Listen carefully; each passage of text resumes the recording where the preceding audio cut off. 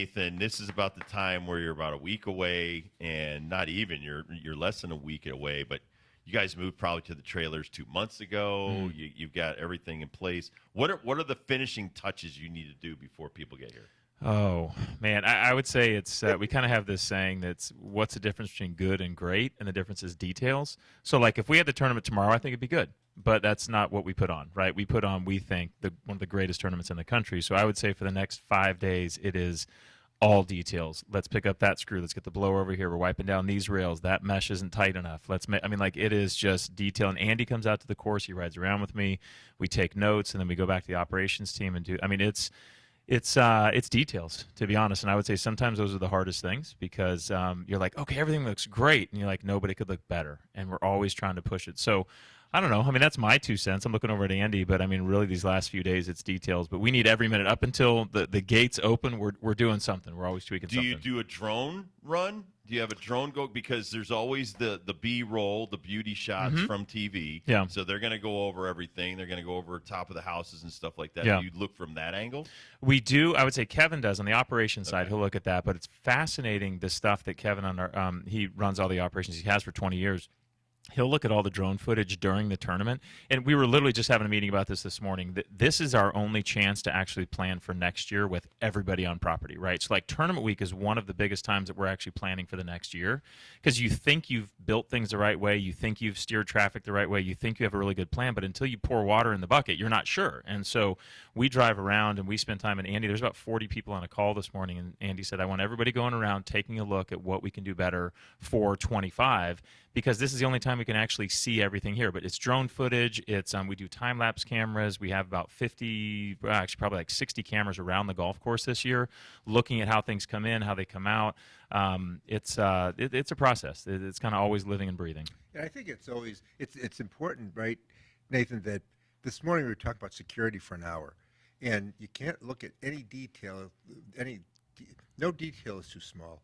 And again, as Nathan said, we have 30, 40, 50 people on these calls once a week on Fridays throughout the year. And this week we have them every day for an hour. And we go through every detail. And today I just reminded everybody and said, hey, as a title sponsor, I want to make sure that we only get to watch the game, the real game, for 1 week a year, right? And we work 51 weeks to put it together. Mm-hmm. And this is the week that you have to go out. And if you're thinking of nothing, well, think about taking a walk or a ride around the course to look at every single thing and come back with ideas because we have our big debrief at the end of July every year after the tournament, and we're throwing out every idea. I've already got 3 ideas ready for next year as how we can do things better, and that's really, really important because, again, as title, it's our brand, right? And we want to make sure that our brand gets better and better. Status quo is unacceptable. It's like training in sports, right? You can never rest on your laurels.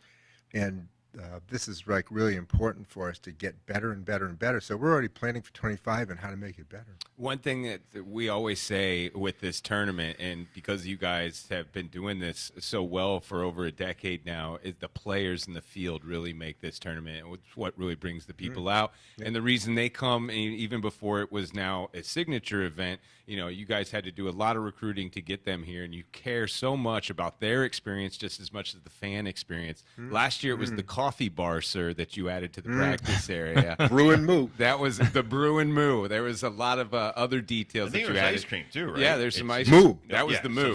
That was the Moo. And ice cream. Brew, coffee, Moo, ice cream. Anything on that front, like for fan experience or player experience that you added that wasn't at the course last year? Always been. I mean, we're adding everything we can, everything we touch, and this year we're adding a pizza oven. It's the same one we have at actually bigger than the one we have at Travelers, straight from Naples, Italy, that produces world-class pizza, Italian pizza. And so we're not competing with the other great pizzerias we have in Connecticut. This is just Italian pizza, and it's going to be a whole different experience. And behind the clubhouse, fans can go in and buy pizzas till they're whatever, right? And it is.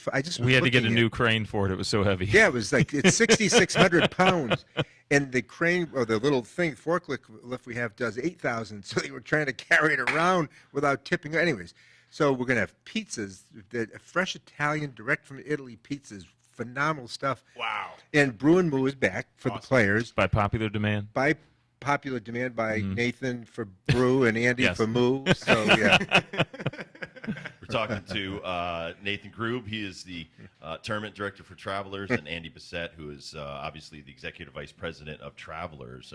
Talk about the field and how you try to make this better and better every year. COVID kind of threw a wrench into the thing for a few years, but how is your field this year? So here's all I can say. Andy and I have been doing this for a couple decades together, and we remember those first few years going, if we can get 1 out of the top 10 in the world, like we're going to be ecstatic. Wow. We're going to come in, and if we can get like 3 of the top 20, and if we could get, my God, 7 or 8 of the top 50, like wouldn't that be amazing? Because I mean, we had fallen off. We had none of the top 50 when they took over their first year. Like, how do we do this? And so we were out there educating people on why we were going to be different. And now I was just looking at an ad this morning where we have, I think, 44 of the top 50 in the world. Like, literally, it was like, we can't fit all the guys on the ad that we want to put in the ad. Right. And that, to have that, I'm so excited for our fans because they're coming out to be able to see that. And I think what's important is, signature gets misinterpreted sometimes, is it has qualification standards. So only certain players can play in a signature event. But they're only qualification standards. Not one single player has to come here and play in it. Not one.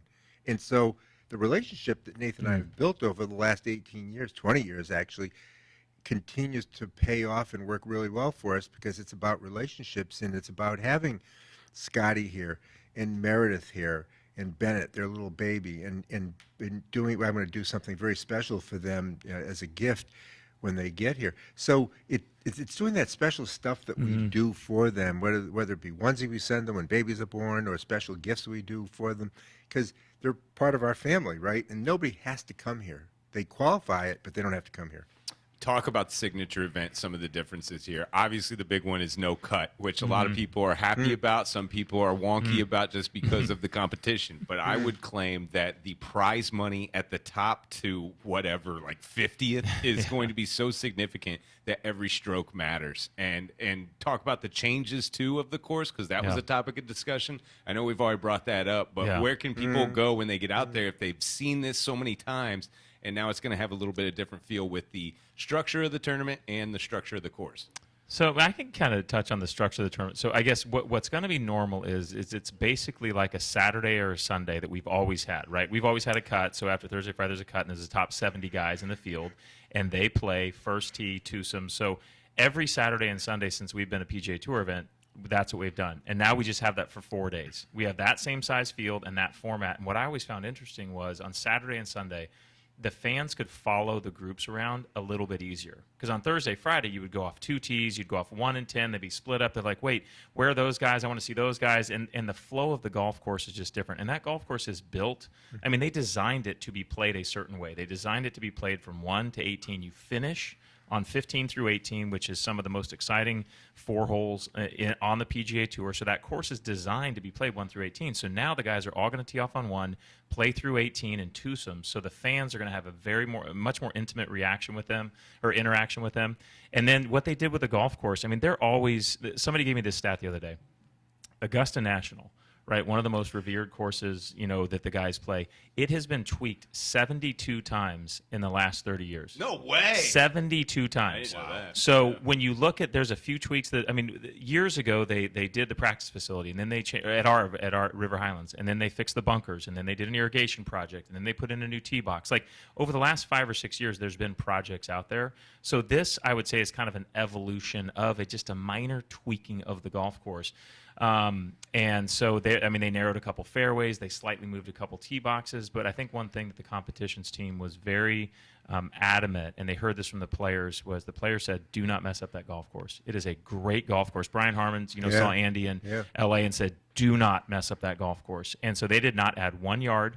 There was no yardage things. It is just slightly tweaking things, and they presented all these changes to the players. The players think it's going to be great, so I think it's going to be a fun track. I think, too, that, what Nathan's describing is the way it's going to be for this year. And I think the fans should come out and really appreciate what's going on, because next year this could all change. Yeah. The way that signature events are being conducted, right? There are 8 of us. There are 8 signatures. And they all don't have no cuts. Matter of fact, I think maybe more of them have cuts than not. And so the rules keep changing with the PGA Tour because they have to, right? This is all evolving. This is the first year of these signature events. And as we as title sponsor look at stuff and give them our feedback, things will change. My prediction is things will change next year in 2025 and 26, and we're going to have to adapt with it. I don't know what's going to come out of this whole PIF negotiation and such, but whatever comes out of it, I feel I have great, what's the right word? I have great respect for the people who are negotiating it, and I think that whatever comes out of it will be good for golf, and as long as all the guys are all in line with it, it'll be great for us. So I think that this will continue to evolve. The sport's going to evolve over the next 2, 3, 4 years. And, we may have a cut next year. We may not. I don't know. But it's going to be different. I can assure you some way it'll be different. And the one thing that never changes is it's always awesome. There's always an awesome finish. Right. I remember my favorite thing a couple years ago. I think there was 8 extra holes or something like that. And English, Andy's got on a suit and tie, and he's following the final 2 players back and forth, back and forth. It was really, really hot. Yeah. And I know you don't do that anymore because you don't know what's going to happen. But describe that. Every year has been like a fantastic finish in the last decade. It's funny. Right after that happened, Alan and I talked to each other and said, we shouldn't be wearing wool sports coats anymore. and so we bagged it. By September, we were done with that. We had these golf shirts made white with a big logo on it that says Travelers Championship. So if you have a playoff this year, you'll see Alan and I wearing something very different. But having said that, I think at the same time that we've had so many great finishes, and you can some of them nobody even saw. Dustin Johnson winning, right? And Nathan and I are standing on the green, like with maybe 23 of our best volunteers. Yeah. Yay! And saying, "Wow, it's the most depressing thing I've ever seen." It is. It was depressing. It really was. It was terrible. It was like, oh. And then you have Jordan Spieth chipping in, which is phenomenal, right? The ground was actually rocking and bouncing and moving, and you go on, and Xander Schauffele winning, it was phenomenal. And Keegan Bradley and New England are winning last year. So when you go back and look from where we've evolved, and what Nathan said before is so true. In 2007, I don't think we had anybody in the forget the top 10. I don't think we had anybody in the top 30, maybe even 50. But we were trying to get there. Yeah. And the tour has always known that we wanted to be something very special on the PGA Tour. And the one thing that I can assure fans is that Travelers is in this for the long haul, that we're going to deliver a world-class golf tournament here in Connecticut and the Northeast and New England for years to come. So they should come out, spend money, knowing that all net proceeds, there are no rich owners in this. The rich owners actually are the charities. Right. And all net proceeds or profits go to charity. So, it's a good thing. Come out. The weather's going to be great, too, next week. It's going to be 90, 95. It's going to be a little warm out.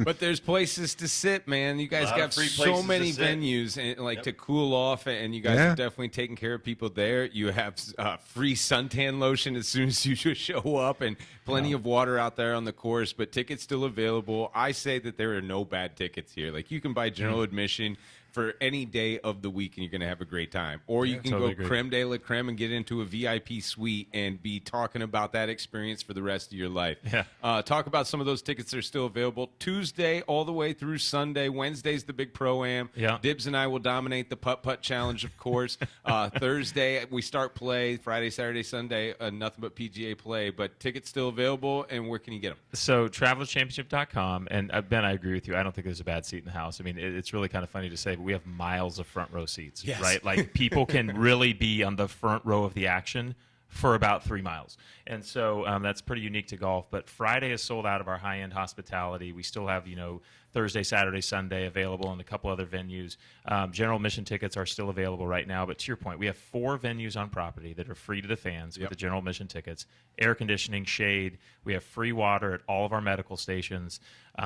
There's fans. There's cooling benches on the golf course that actually have the air conditioning. I might have seen you guys sitting on those. But it has the air conditioning really blowing up cool through the benches. Oh, well played. So I would say we try. Andy and I, we try very hard to think about the fans' experience from 7 a.m. until 8 p.m.